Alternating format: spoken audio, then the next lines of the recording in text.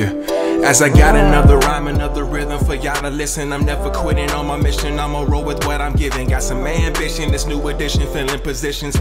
Looking at the void in myself and feeling what's missing. Better watch the way you going, better go in the right direction. In the moment you stressing, but you gon' be counting blessings. And I know that for certain. Keep on working, open curtains. Haters swerving, cause they ain't ready for your final version. Whoa. I'm never gonna give up. Fall down, I just gotta get up, yeah. Cause this is my road. Lights, camera, action, I'm ready to go. I'm never gonna give up. Fall down, I just gotta get up, hey. You're listening to the Tom Ficklin Show on WNHH LP 103.5 FM, your home for community radio. Harry, good morning. Harry Droz. I love when Harry does that introduction, his melodious voice. And I have Dr. Shelly Jones and Dr. Jesse Turner with me this morning. I guess as that song was playing by Zach Carter, Shelly was feeling the vibe. And Shelly, I must share with you as an educator at Central Connecticut State University and elsewhere also, that Zach Carter was a student. I had a chance to teach at a Gateway for two semesters, and he was one of my students in public speaking, and so his presentation was creating that song, and we've been playing it like crazy. I love it. I have to admit, it's been like for the last year and a half. Yeah. But I love it. So shout out to Zach Carter. Actually, a shout out to everybody this morning, because there's always stress and strain in life. But kind of take a deep breath, kind of embrace the moment, listen to the show, get some information. Every guest we have, and will be 3 years, is coming August, is about folks. Everyone is a newsmaker that sits in front of me, but their purpose, their passion, their product, and also their plan is what they share willingly and transparently and translucently. Let's even say. I've asked Dr. Jones and Dr. Turner, Shelly, and Jesse to kind of share with me some of their reflections of lessons that they actually even learned when they were in high school or secondary school, college, as well as their graduate school. It could be something that took place when you were presenting you're defending your doctorate, or it could be something that just happened in the social environment in grad school. And then we're going to jump into really this a large topic, but it's really a meaningful topic, and a topic that applies to everyone, whether you've yet to be born, whether you've just been, whether the two cells have just come together this morning and you'll come out 9 months later, or whether you're 90 years old. What does education reform mean? And education reform, particularly in education policy, in particular in 2018. So we're going to discuss a little bit about educational reform. Where's the humanity in it? To kind of use that as a theme. Also, what does equity and equity and equality mean in terms of educational outcomes and educational service delivery? We hear about these billions of dollars being deployed for testing and the closing of schools across the country, and in particular Black, brown, and poor schools in poor communities being closed. And this term racism, how does racism affect that? We hear about implicit bias, explicit bias, etc. So educational policy, how does it relate to culturally relevant pedagogy and teacher unions and Moral Monday? So there's a lot on our plate that we're going to jump into. But so again, this is the Tom Ficklin Show, and I have the pleasure of having in front of me Dr. Shelly Jones and Dr. Jesse Turner. I love saying the doctor, because that means they have earned their PhD, folks. And that's an accomplishment. And it wasn't from like a ho-hum, well, I won't say ho-hum schools, but it was from credible institutions. So Shelly, let's pick on you first. Secondary school, college, and graduate school. What one lesson might you have learned in each of those three journeys? Well, I attended Harding High School in Bridgeport, Connecticut, Mm-hmm. and very active in school and top of my class. And as you might say, I was feeling myself. And then I attended Spelman College in Atlanta, Georgia, and I found out there were many of me. They were all at the top of their class. And that was okay. Yes. Because I learned from my classmates, and still today very close to my classmates at Spelman College. Shout out to Spelman. That's right. And I had to step outside of what I knew and get into the historically Black college scene, and just stepping out and doing some things that I had not done at Harding High School. And first of all, when I went to Spelman, I was like, wow, all Black people. And I was okay with that. In fact, I loved it and learned a lot from that. Finally, in my graduate school, I started reflecting on all of the community, the village. Teresa Wilson would say the village, that where I came from, and start realizing, wait a minute, I'm able to do this because I came from Bridgeport and because I had that village whether it be my classmates, my family, and even some of the people at Bridgeport Board of Education where I worked for a while. So I think in the end, I just learned that you don't do it alone. So the shoulders that you're standing on, you don't do it alone. And the wind beneath your sails, other people have kind of brought that wind to you for you to just kind of just surf it as well. Absolutely. Jesse, how about you? And I know the question, there were like log cabin schools when you went to secondary school, and I know you had to pick the cotton when you in the springtime, so you had to take a long break. But just give us a little feel for what you reflect upon from a lesson learned in terms of your secondary school, college education, college experience, and also graduate school education. Sure. In secondary school, I went to James J. Ferris High School in Jersey City, and I'm really the last white boy in the neighborhood, so I was always in schools of color. This is the way life was, and it was beautiful, and people were welcoming and embracing. But it's really what the lessons learned were really my teachers. My teachers were outstanding. Not if something was happening in the community or something was happening in the world, school stopped and the real education began. And so I learned from the best. I can Miss Stanfield from North Carolina, African-American educator, wonderful woman. She is just every day I live for Mrs. Stanfield. But Mrs. Stanfield gave us the stuff, put the literature, put the things. She was our honors English teacher, so she had to throw in Langston. She had to throw in some James Baldwin in between that Great Expectations over there. But they did that, and every teacher did that. Our teachers were either anti-war, hippies protesting the war, or they were Korean or World War II GI Bill teachers. So they taught me the curriculum that matters the most is not the one the district says. That's the lesson I learned. And at university is really the first time that I found myself with the majority. And that was interesting too. But what did I learn there? I went to Jersey City State University, which is one of the oldest teachers' colleges, like Central Connecticut State University, but it has an urban mission. We were urban educators. That's what we were taught. And what did we learn there? We learned that teachers should be more than the deliverers of content. They should be moral symbols. They should be the people that move change in the neighborhood. And then, I don't know, when I went to doctoral school, I used to think that education was the great social equalizer, as Horace Mann said. But by the time I went to doctoral school, I learned that maybe it's the great status quo, and maybe the battle is bigger. Well, let's jump in, because we're here about you guys have been on the battlefield and waging the war is not an unusual or inappropriate term to use there, because there are casualties in terms of this landscape of cognitive kind of dissemination that you two are in, an environment that you guys are creating. So let's talk about educational reform, your passion, your product, why you're here today. Do you like to start? Yeah, sure. I would like to start. All right. So go ahead, Hardy. We're here to talk about culturally relevant pedagogy and why it's not happening in schools and why it can happen in schools. Excellent. And so, as you said earlier when we were talking, that I did a TED Talk about that. And I found it really interesting that many teachers, they do want to learn, how can I connect with my students? Because culturally relevant pedagogy is about empowering students. Like Jesse said, if you can connect the students and then you can connect to their communities and to the global community, you're doing something as a teacher. Now, mathematics many times is looked at as a neutral subject, and it's not neutral at all. Mathematics is very powerful. It's very political. We use mathematics, we use numbers in order to talk about statistics, in order to have students learn about what's happening in their community and what they can do about it. And many of the teachers that we have these days, they don't feel that they know their students well enough. They don't know about students' identity outside of the classroom, and they don't know how to make the connections. But I think they're starting to learn. They're starting to know that you cannot call it a real world problem if you don't know about that child's real world. It's not about your world, it's about theirs. And take us back to the mathematics, because your actual title at Central is?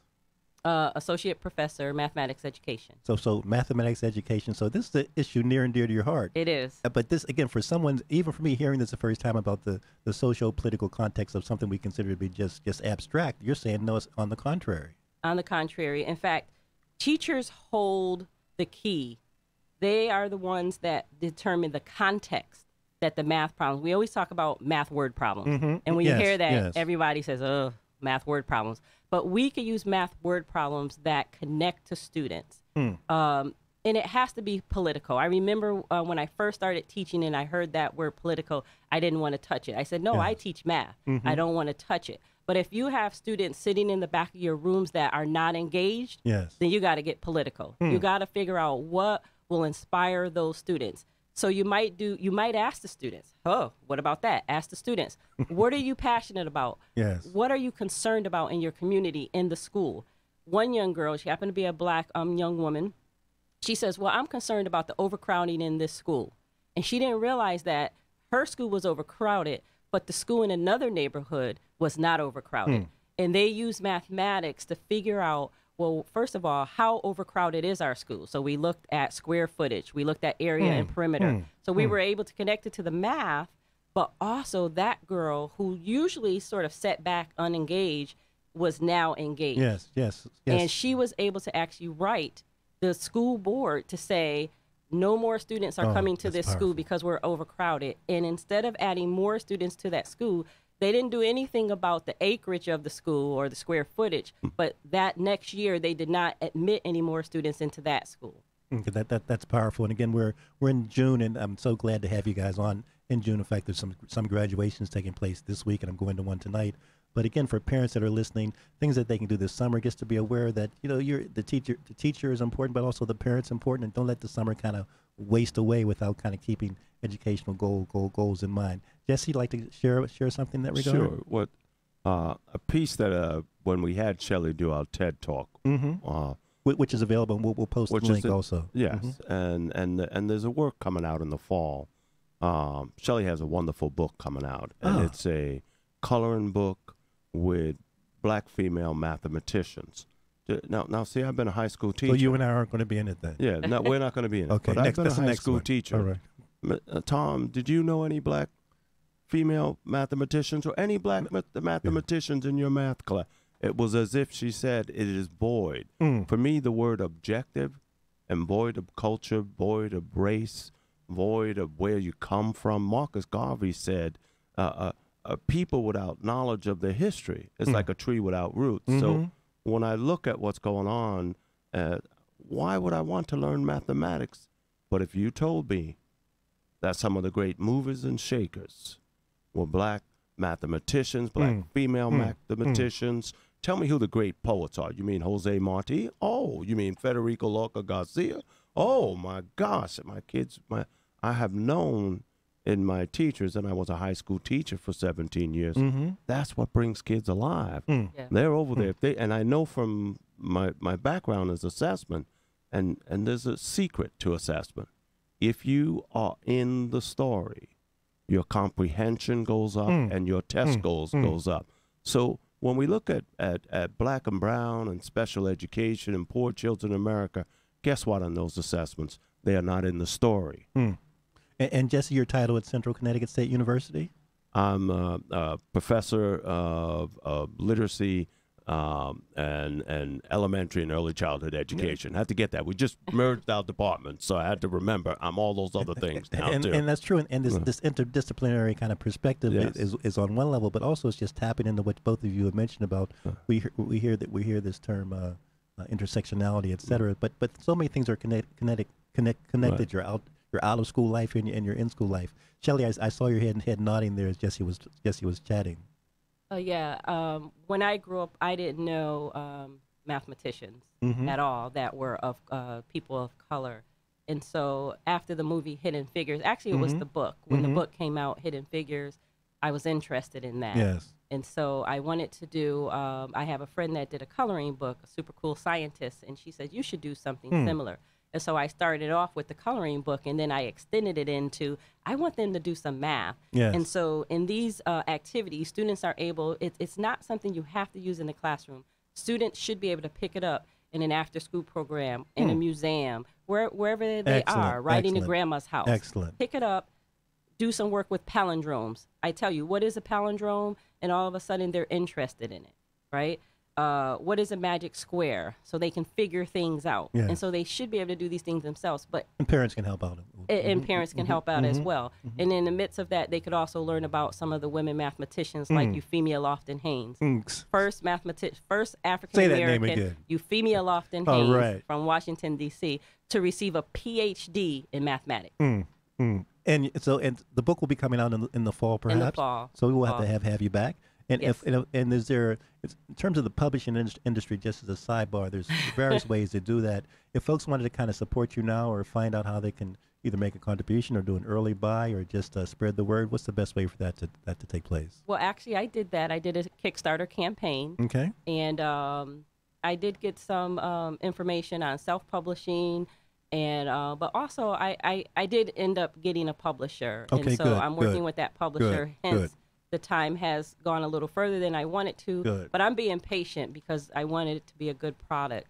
Excellent. And so Excellent. I have an August 15 date to check back in with the publisher, and then hopefully after that I will have a release date. And we'll share the word about your book signings, and have you back on Yes. the show. And if groups want to kind of have you speak and talk about it, because it's so, we hear about educational reform, and I just want to have you guys chat about that more, and equity and cultural relevance. But whatever we call it, we see that something's happened in society in terms of the Parkland and the shootings, and what's going on in D.C., just in terms of society in general, in North Korea, you name it, Syria, that our education, what does it mean? Our education / civilization could be at a precipitous point of demise unless something kicks in. So the fact that you're in the vineyard daily and meeting with our young minds in terms of what the world is going to look like 10 years from now, 20 years from now, 30 years from now, this is so important what you're doing. So again, let's hear more about your passion, your product, your plan, what's keeping you awoke this morning.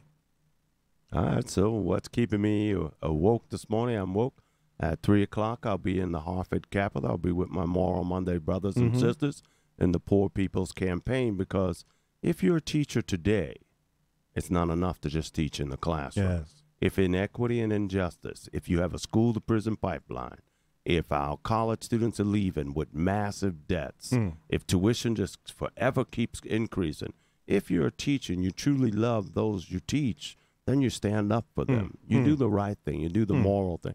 For me, education's always been a sacred trust. But in our nation, it's more like, well, can we do it efficiently? Can we do it cheaply? Hey, do we really have to spend that much money on black and brown and poor children? Those special education children, can we push them to the side? And so we have not built the schools that our children deserve. So for me, the battle's not only in the classroom, it's not only making it culturally relevant.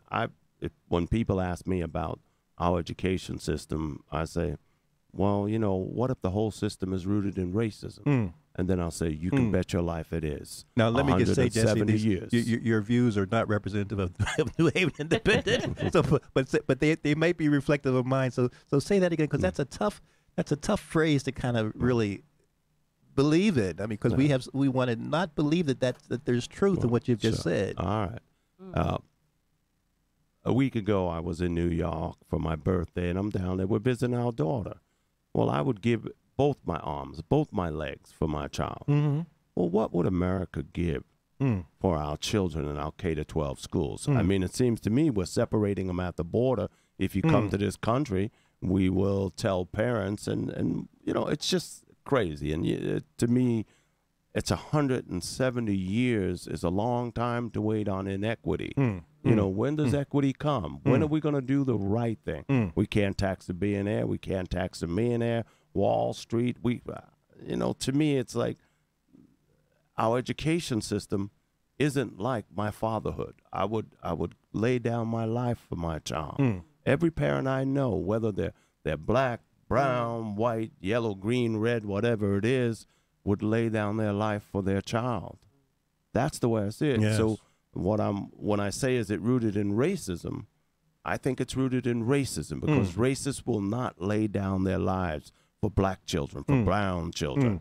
You know, and I don't know, the silly. Sure, they'll put 1960 dynamite in a church. That's right. But It's really, and so Moral Mondays, Google Moral Mondays is taking place throughout the United States.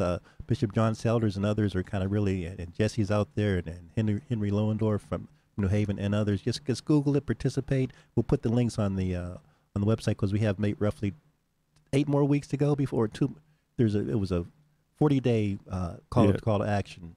This is the 6th. This is our 6th week. Next week will be our last week. We're asking for people to go to D.C. to be arrested with Reverend Barber. I was arrested on May 23rd. You're a convict, you mean? Here? Yeah, I'm serving my community. I was going to say you did so your community. I can't. Yeah, my community service is there. You paid that? Yeah, I have a. They did a mugshot. I keep asking, where is it? Because I want to put it in the book. Yeah. Think about the beautiful mugshot of Rosa Parks. Yes. Yeah. And you look at Rosa with the dignity and honor, and you see her holding that number there. And so this is, when I look at ed reform today, Tom, I see shysters and scammers and tricksters telling people. It's an industry. Yeah, it's an industry.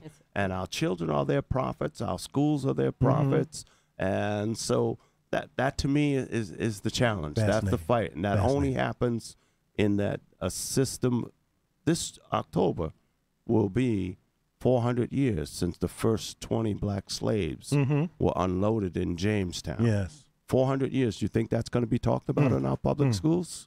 If I was your teacher, it would be talked about. Well, I know both of you will be doing all you can to make sure that it is talked about. And that's why we're here at the Tom Ficklin Show. And Dr. Jesse Turner and Dr. Shelly Jones are here with us, both professors full professor and your assistant. Associate professor at Central Connecticut Should State. be a full next year.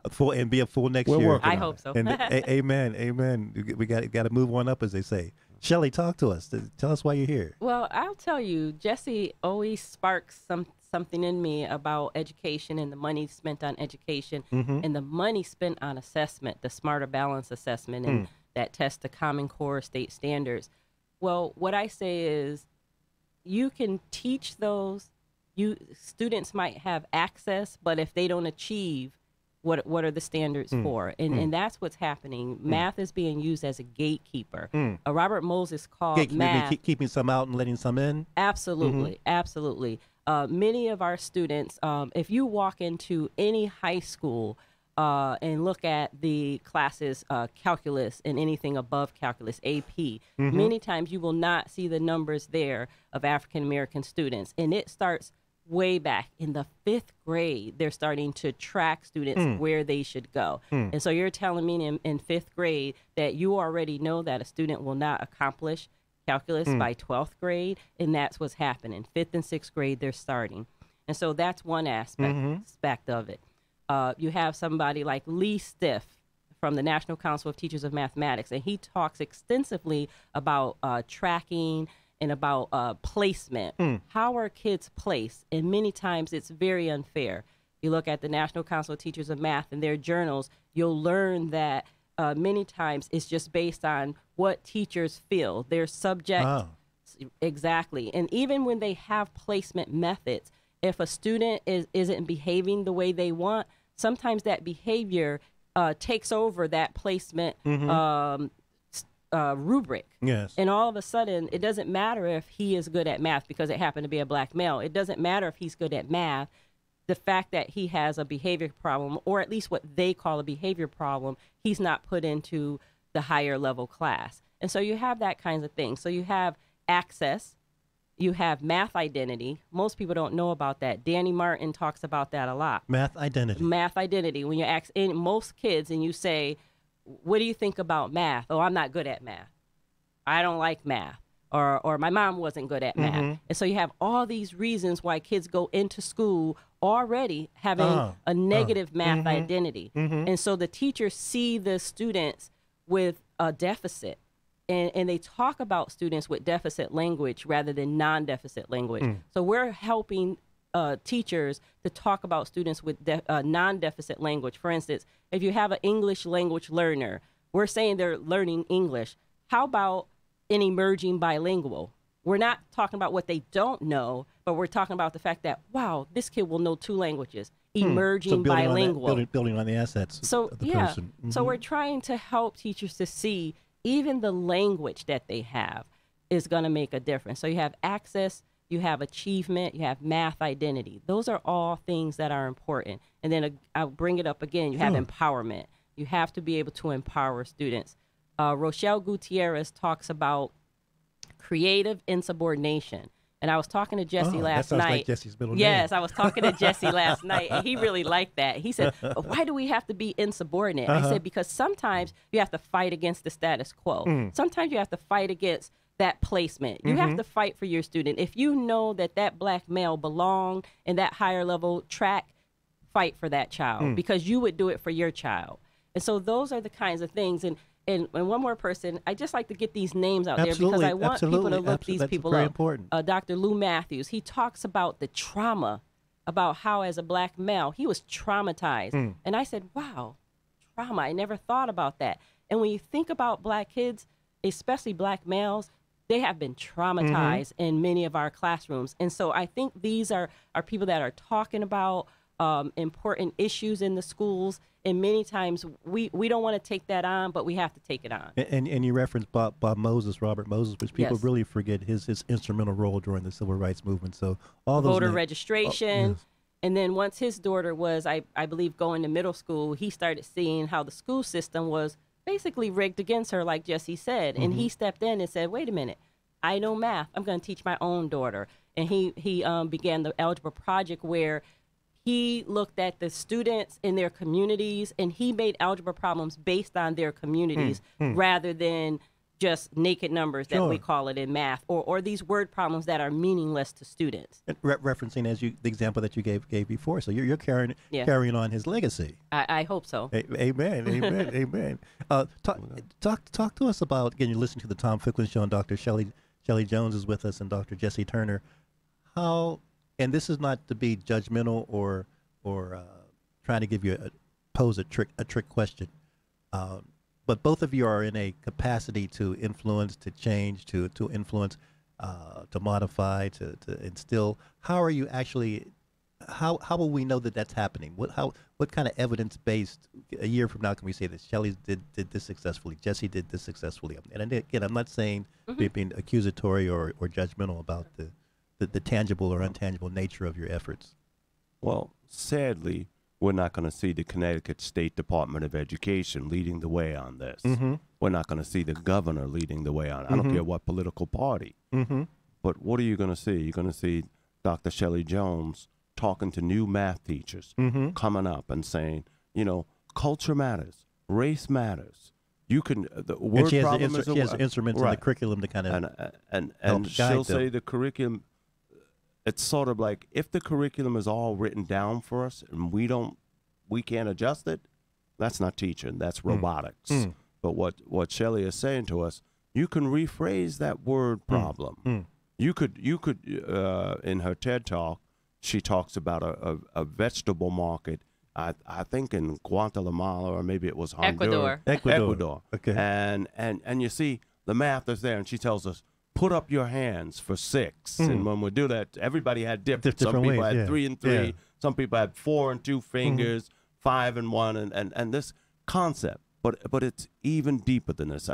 Earlier I said that Marcus Garvey said that a people without knowledge of the history is a tree without roots. I will make the argument that our children today have no roots. And they have no roots because the education reform movement is a movement of equity without justice, in a choice without equity, a school-to-prison pipeline. We are spending billions of dollars on education reforms that make no difference. I mean, how a test score? I mean, what do we really have to know? What the test score was Marcus Garvey was. You have a voluminous, and I say this as a kudo and pat on the back. If people are interested in your perspective in terms of test scores and testing, how can they read more and follow you? Well, you can follow my blog, Children Are More Than Test Scores, You could follow me on Facebook. I'm prolific on Facebook.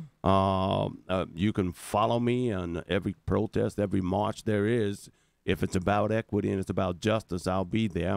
I'm the education ambassador for Moral Mondays, Connecticut, in the state, and so we education is part of that component. Excellent. But really, you'll know next year, because what will happen is we will be demanding.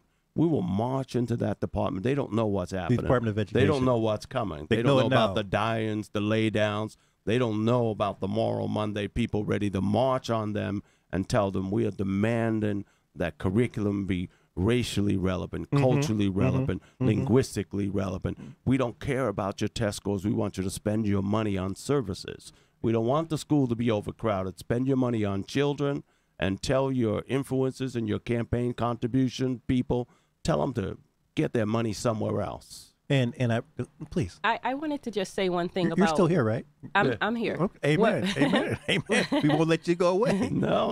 And you're coming back.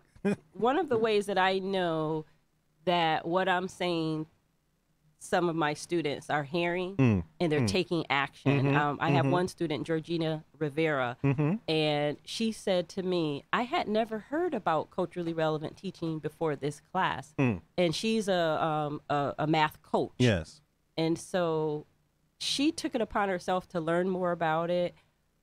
She went back to her school district and she says to one of the teachers, I want to do a lesson with your students. Will you allow me? And the teacher said yes. And she went right in and she talked about, she did a culturally relevant lesson where she shared some things about herself and how it was mathematical. And then she had the students make up their math problem. And each student made up a math problem. And there was so much variety in the math problems, and all the students wanted to talk about their math problem. Tapped into their creativity. So right away, the next day. And she did this, and it worked well. And she did a PowerPoint about it, and we went to I think it was the National Council of Teachers of Mathematics in Chicago, and we did a workshop there for other teachers all over the country. Good. So that's the key. So the Johnny Appleseed approach, they're bringing in the disciples, they're kind of growing the movement. I mean, that's the disciples. Well, we like it. Yeah, whatever the case might be. We all have so many schools of thought and philosophies of thought, but I hear you kind of crossing sectors and secondary, because what you're talking about to me it affects preschool, elementary school, middle school, and high school. Absolutely. I mean, obviously college. So it's across the board. We hear about the cognitive development of the young person, the blocks when you're 1 year old, 2 years old, 3 years old. You're kind of taught in a way these colors and symbols and numbers, etc. So, any advice for parents? If I'm a mother that I have a 2-year-old child, what should I kind of do to kind of help spur and stimulate my child's mathematical aptitude? Well, I would say, first of all, let your child see other Black mathematicians. You know, you have the Hidden Figures. You have a book called Taylor's STEM Adventures by Mary Payton. You have to look into these types of works. So it's a fiction book. I had to think about which one. It's a fiction book, but it's really based on someone's life, a real person's life. And you see a young boy who's Black, but he loves math. And so you see math all around you. The math curse, where students will see math all around them. The child wakes up in the morning and says, oh, it's 7 o'clock. Elapsed time. In 20 minutes, I have to do this. There are things out there for the parents to do. At home, playing with the blocks, asking the student, what shapes do you see? Can that block roll? Can I stack something on that block? Because that will help the student when they get to school understand the difference between pyramids and prisms and between 3D objects. So even the block has significance. Yes. Just asking the child, what do you see? What's the difference between this block and this block? So that they can compare and sort. So these kinds of things parents can do at home. I remember taking those things on the bread, not the ties, but the other things. And they have all these different shapes. You would never even think of it. Take 5 of those and say, sort them.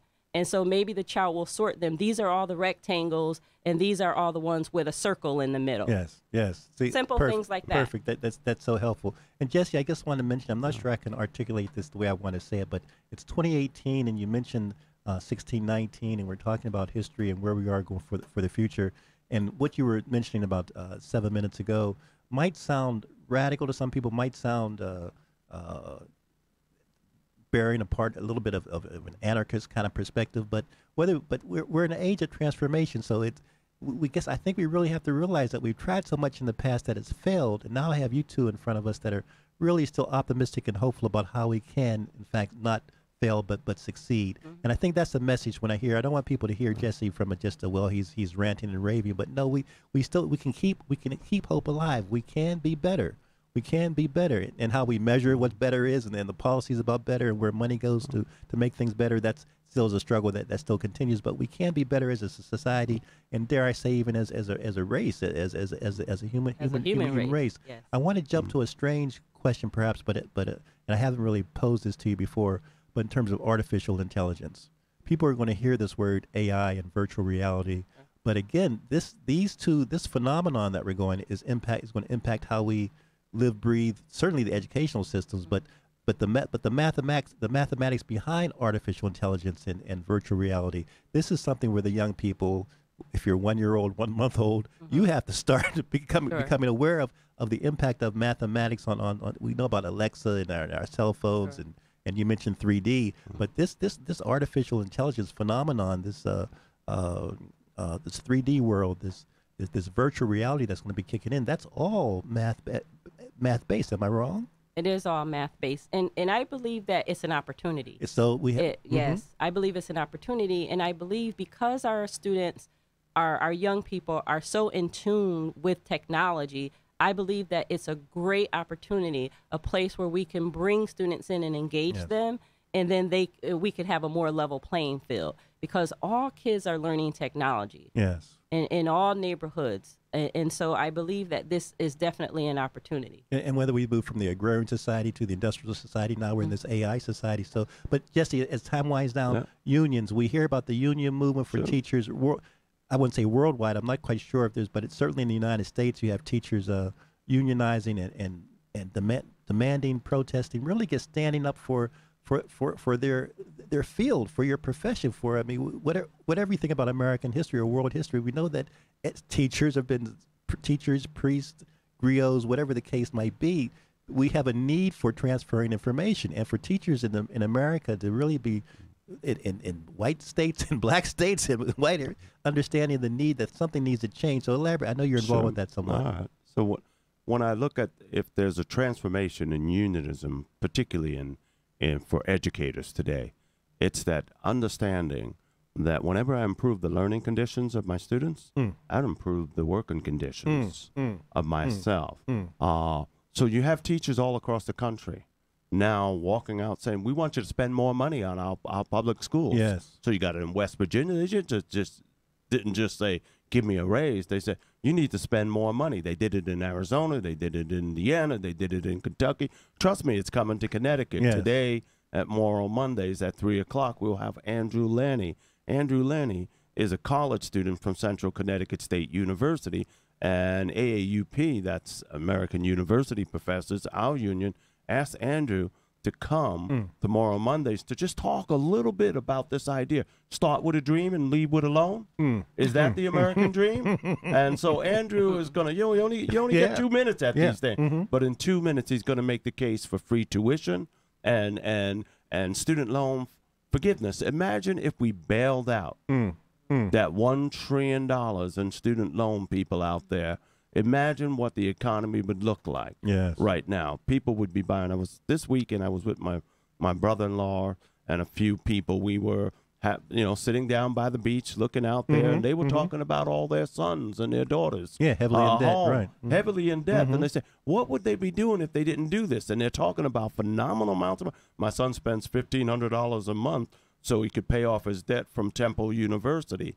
And so Andrew will be talking about, but our union, it's that idea you don't only step up in the classroom. Unions need to step up outside the classroom. I'm proud that I got arrested standing up for poor people. That's part of my union mission. We have if you work 40 hours, you have vacation, you have any kind of health care, any kind of benefit at work, safety rules at your work, it's because unions fought for them. And they fought for them when when people bled for that stuff. Yes, yes. So yes, I'm very yes. proud of the Yes. union history, but I'm also proud that it's the young union people now that are saying, hey, you know, we got to be more than just about raise our pay or make sure our pension's there. They're saying, by the way, we don't think they'll be there, but you know what? You need to be there for justice today and now. So Absolutely. That's my most positive thing Absolutely. today. I'm really glad you shared that. And folks have forgotten that at one point unions were illegal. That people were hit over the head, sent to jail, Right. killed for trying to organize. So this American history phenomenon, teaching and education, what it means, we really got to kind of stay on top of it. Shelly, I noticed you have some notes, some note cards here. Or there's some points that you'd like to? I got to them all. No way, no way, no way. I did. No I way. got to them all. Well, I got to them. Okay. I got to them. She's the math teacher. Oh, all You have right. to understand, Yeah. the math professor. She came, I have a little index card. She said, I'm going to mention this author, that one, this study, that Yeah. piece over there. Okay, wait. I do have All one. right, amen. Okay. All right, all right. Bring it up. Bring it. So bring it. a lot of times we hear about the achievement gap, Mm-hmm. and so instead of just talking about the achievement gap, we have to talk about the opportunity gap Mm. and the learning gap. So before we do the testing, there's a whole lot of stuff that goes That's key.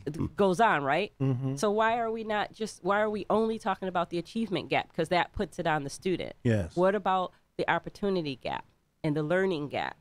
If kids are not learning, what are teachers being paid to do? So we just got to look at that, and we Yes. have to Yes. marinate on it Yes. and, Yes. and talk about. We can't always put it on the children in the families in the community. Mhm. We got to look at the teaching profession. We do a lot as teachers. I was a teacher in Bridgeport for Mhm. many years before I became, Dr. Jones. And there's so much that teachers are being asked to do, but we have to do things differently. And a lot of what we're being asked to do, they're stressed out because of the testing, and they're no longer able to teach, to the student. They're teaching more to the test, and so we just gotta look at that, and there are some bright spots out there, and we have to continue to look at those bright spots. And look at the turnaround schools, for Yes, instance, and yes, how they're yes, using the yes, arts, yes, right? yes. So we have to look at that. Alicia Robinson. I just like shouting people out because Absolutely, there are absolutely, people in sure. the community doing great things. We got to look at those people, and we got to say, how can we emulate that? Excellent, excellent. As we kind of wind down, let's kind of talk a little bit again about cultural pedagogy. That sounds like a highfalutin word to some people, but elaborate a little bit more. Unpack that, if you would. When we think about cultural pedagogy, children don't come to us as blank slates. That tabula rasa stuff was all just a big lie. Socrates is the one that says, bring me the slave to the market, and I will show you he knows geometry by digging into that. And it's not the greatest analogy, but what I'm saying is we are born with that. We don't have artificial intelligence. We have real intelligence. And that intelligence is born with us. It's innate. And we understand that. John Dewey said that children were born to construct, to question, to refine. And these were native impulses. They were born with these things. They don't have to get ready for school. They come to our schools ready to go. And if you ask for some advice for parents, your children are what they read. Your children are what they hear. Your children are what goes on in your home, in your car. Make sure you're listening to the positive stuff. Make sure you're listening to the music that inspires, that lifts. Make sure you're reading the stuff. I don't care whether you're black, brown, white, whatever you are, feeding the heroes that inspire and lift you. And make sure they're reading them. And don't depend on the school to do that. Only, yes. You do that. It is your responsibility. Shelly? I know it's tough to top that, but still, you guys have such a nice blend and a personality blend in the mix. It's really been enjoyable talking to Okay, you. so the pedagogy is all about strategies. Okay. Is about teaching. So you think pedagogy, just think teaching, instructional strategies. And so you have to find out, you have to sort of mine, Paulo Freire. You have to mine what the students already have. Don't say you're colorblind. Don't say, oh, I see kids all the same way, because when you see my daughter, I want you to see her. So you want parents to communicate with their teacher, with their son or daughter's teacher, then? Oh, absolutely, absolutely. Parents can help teachers a lot. Parents can help teachers by helping them to know what their child is and who their child is and how their child is. And I know teachers, they learn their children at the beginning of the year, but parents always know more than the teachers. So whenever you can make that partnership, that's great. But I would say parents and teachers, find out what your students know and build on that, right? And then make sure they have the materials there that are going to feed their minds. You know, we don't always have to be watching TV. We don't always have to be on social media or on electronics. You know, make sure your kids are seeing a variety. Make sure they're seeing the written book. It's still it's okay to see a written book. Make sure they're coloring. So there's so much that goes into buy your education. book once it comes out. Oh, absolutely. It's called Women Who Count. WomenWhoCount.net. You can look at already who's it. I have a table of contents there and some of the stories of the women. And when it's ready to be sold, I will have that information up there as well. Amen. We have about 60 seconds, and such a pleasure to have both of you, Dr. Shelly Jones and Dr. Jesse Turner, with me. This is a return visit, the second return visit for Jesse and Dr. Jones. I've already twisted your arm privately, and I'm twisting your arm publicly that you'll be coming back in probably the fall. And it's just so helpful to have this communion with both of you. Any kind of parting words that you'd like to share before we sign off for today? I have a proposal for the Connecticut State Department of Education. Comes from the Navajo Nation. The Navajo Nation trains their teachers in the summer, gives them stipends, teaches them about their culture and their history. You know what I say, Connecticut State Department of Education?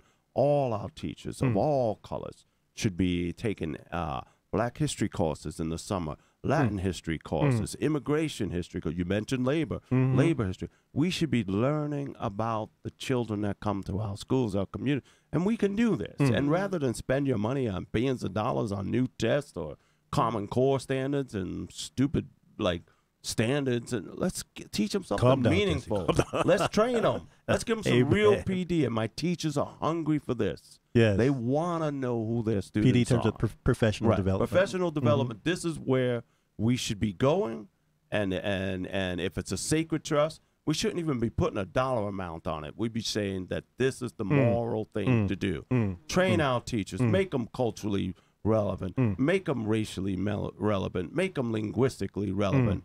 You know, and we've been talking about Black communities, but what about Latin communities?